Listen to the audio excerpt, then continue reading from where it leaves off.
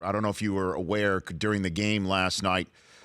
Jerry Remy, the announcer of the Boston Red Sox, was wondering why Masahiro Tanaka should be allowed a translator on the mound, that he should learn baseball terminology. Mike Schmidt in a little bit of hot water because he said Odubel Herrera could not be a team-building talent because of a language barrier.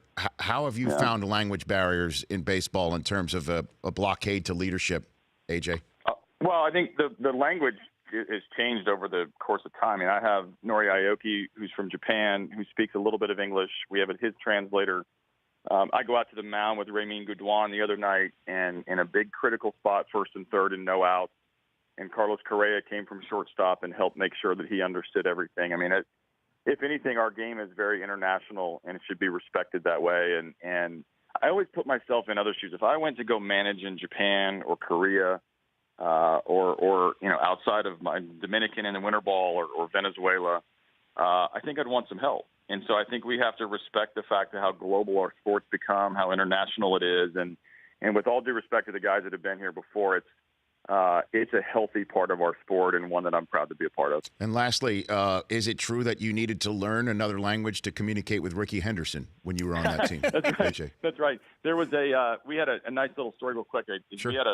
We had a bet when I went back after my first year. I lockered next to him. I was number 23. He was number 24, and he'd gone to Seattle and Boston after Oakland, the tour that he came through when I played with him in '98. And so when I was at the Royals in 2001, he was with the Red Sox, and we go to Fenway, and Roberto Hernandez, the closer on our team at that time, said, "There's no way he's going to remember your name." I said, "It's two initials. It's A and a J. Like even if he does two different initials, PJ or DJ or BJ, like I'll take anything." And we had a nice little wager. We walk out to left field. I'm like, "Rickey, please remember two initials." We lockered next to each other. We played cards. We rode buses together.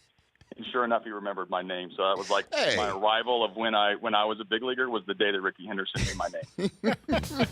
The Rich Eisen Show, weekdays at noon Eastern on radio stations across the country and audience.